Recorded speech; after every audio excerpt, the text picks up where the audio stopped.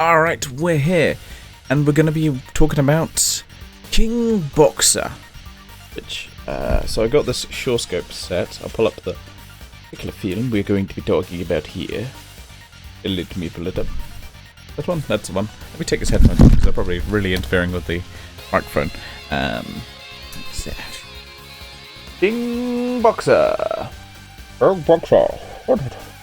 Right. This one. So when I was watching it, basically you find out that this is like one of Quentin Tarantino's favourite films, as you can tell, because he stole the the like warning sound you get in this film, which in turn he stole it for Kill Bill, and which in turn was stolen from, not stolen, but yeah, from Ironside, a detective series, maybe the 60s, I think 60s. I think Ironside is he's the detective who's in a wheelchair. That's his gimmick. Basically, in the old days, all you needed was like a detective with a very simple gimmick, like Kojak. It's like, wow, he's a detective with a lollipop. That's his gimmick. He's bald. That's your gimmick. Right there, done. Literally, it's just like. Let's read the official synopsis from here. From this setup board, and then we can go over the film.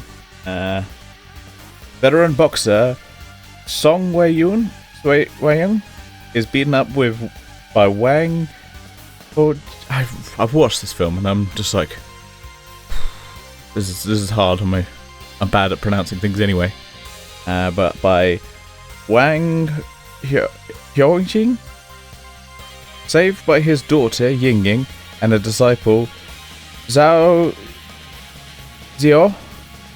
Later, the old boxer advises Xiao to improve his fighting technique at the Shangwu Institute in order to capture all the China. In order to capture the All China Boxing Trophy. It just sounds weird in English. All China Boxing Trophy. I guess, yeah. Translation. On the way, Xiao rescues a girl, Yang Suhong, from Wang Hongji and his thugs.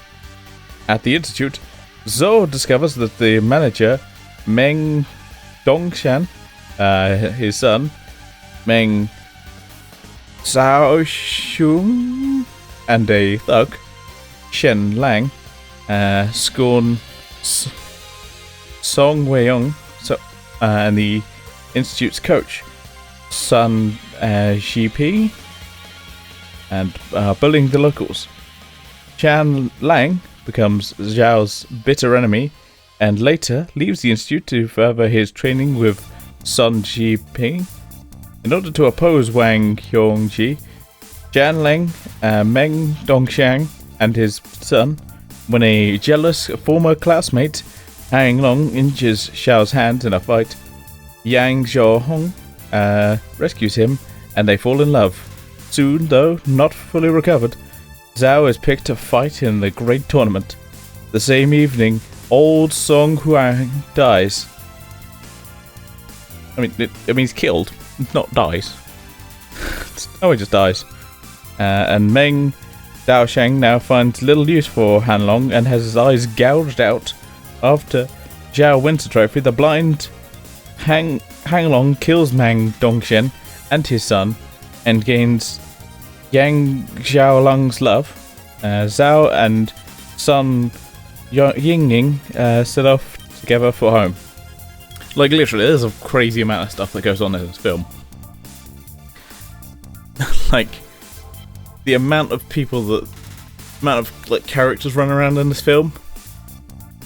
And I mean, some of them are a bit mad, and this film is, I'd say it's tropey, but the thing is, I don't think these things were clearly not tropey at the time this film was made. It's become tropey because everyone has watched this film, and everyone has done stuff based on this film, so it's like, oh yeah, this is tropey, but it wasn't tropey at the time this was made. It just is tropey now because everyone was like, this film is great, we'll do that. I should say this film was also originally released in the US. The literal translation is number one fist in the world. As a literal Chinese title. Five Fingers of Death was known for quite a while in the US, and also the Invincible Boxer. I don't know where King Boxer comes from. I was just on the box. Don't know where it comes from. I looked literally. It's on the poster. Look at it. It's like right there, mate. And it mentions about the tune. The intro to Theme to Ironside by Quincy Jones underscores scenes with Zhao unleashing his 5 Finger of Fury, and was directly homaged in Quentin Tarantino's Kill Bill Volume 1. Among other sound cues used in the film are the Death at the White House, and Moon Buggy Ride from Diamonds Are Forever by John Barry and Endholtz from Camille 2000. It's just fucking steal shit from other things. Like sound cues, no, yeah, we'll just be taking that. No, we'll just be taking it. I don't know if they're licensed or what, but weird to like, yep, no, we're taking that. That's ours now. Yeah, this is such a cool set. So this is the booklet you get with it. It comes in this box with a flappy bit. I hate flappy bits. Say that right now. I like this. This is kind of very cool set. But I hate a flappy bit. I hate a flappy bit. You just got like, cool, I'll just keep that on there and I'll just pick this up. But yeah, and also, I'll probably just show this for the first time, so it's King Boxer. This is where I put the disc. And this is the next film we're going to be talking about. Yeah. Looks amazing, and yeah, you got some movies are double up, but we'll get into those. So I'm basically going to run through the set because I spent a decent amount of money on this. This was like I think 80 quid. I think the other one was like 70 quid because that was like discounted, and it's still in print. But this one is not, or at least you can't get it officially. I had to get it from like an eBay scalper. They weren't charging like crazy amounts.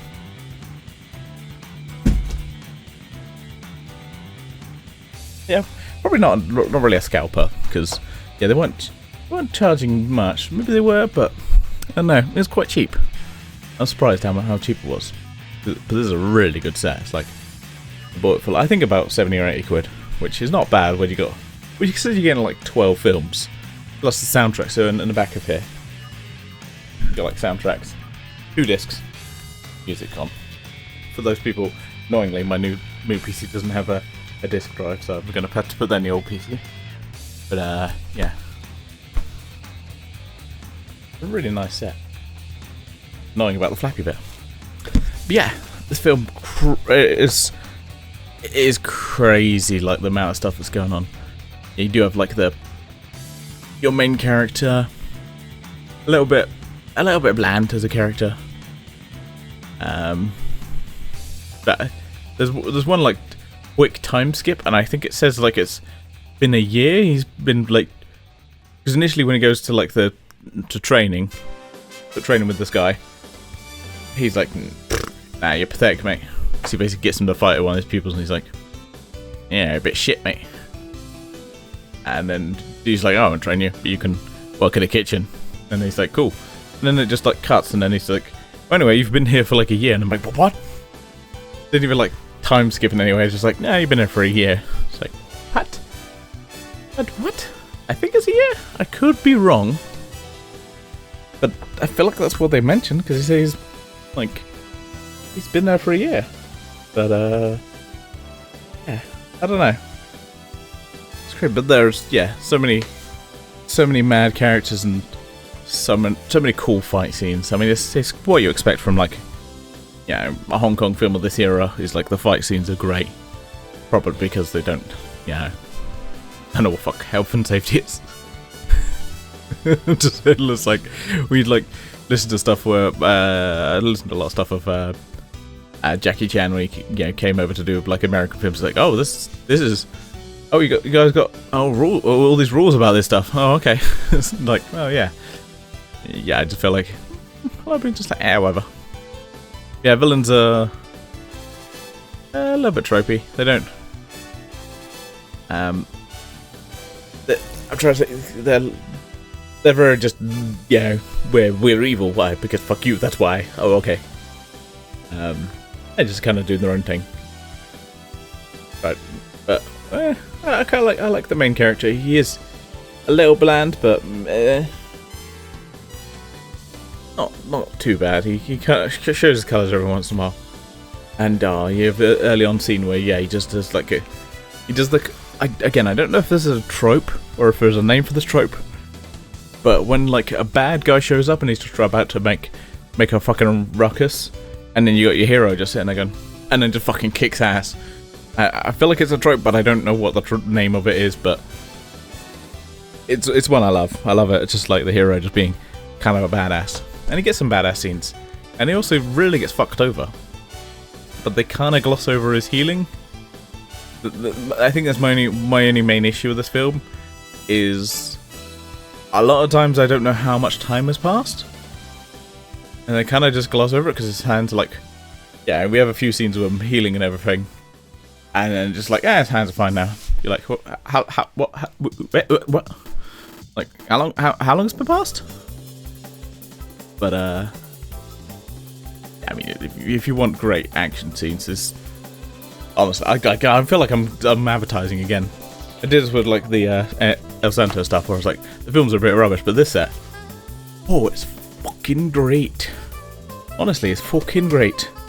I love it, and I love it. I can't wait to get into more of these films. I'm going to be doing horror next week. Kind of makes me sad a little bit, because I really want to get back into these, but I want to focus on the horror. We'll get those done. And then, we'll go back to this set. It's honestly a set. It is a really amazing set. And yeah, this film, amazing. Oh yeah, that was the thing. One of the sound effects they use for like a lot of sharp motions weirdly sounds like a teleport, and I could not get that out of my head. I don't know what it is. It's just in my head. It just sounds like a teleport. I could be wrong. Just for me, it sounds like a weird teleport sound. But yeah. Honestly, the film was amazing.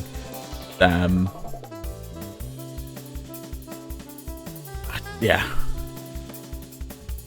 Just some really fun action and some really brutal stuff. We get like they like poke a guy's eyes, like kind of almost poke him, like the very treacherous guy. Kind of poke him and just fucking somehow just managed to rip out both of his eyes at the same time. And it's like, oh fuck. It's like, that's brutal. Honestly, it's like one of the most brutal things I've just seen. It's just like in a fight scene of just like, cut your eyes. He's like, oh, yeah. We don't really care because obviously he's a guy who's very traitorous and stuff like that. But it's just like, that is brutal as fuck. Brutal as fuck to do. A guy just and I've taken your eyes, and they really do fuck him over like heavily. I feel sorry for him a little bit, not too much, because he did literally betray one of his mates. A bit of an arsehole. A little bit of an arsehole. Yeah, honestly, this is a great film. Though I think I prefer the second one in this set, which I've watched. Even though this one is good, I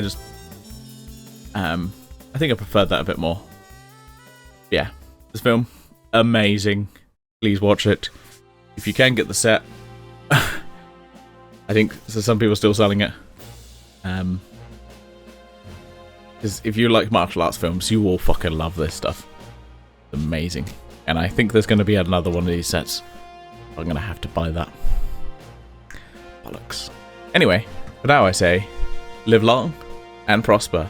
And I'll see you next time for the film The Boxer from Xiao Tang. Bye!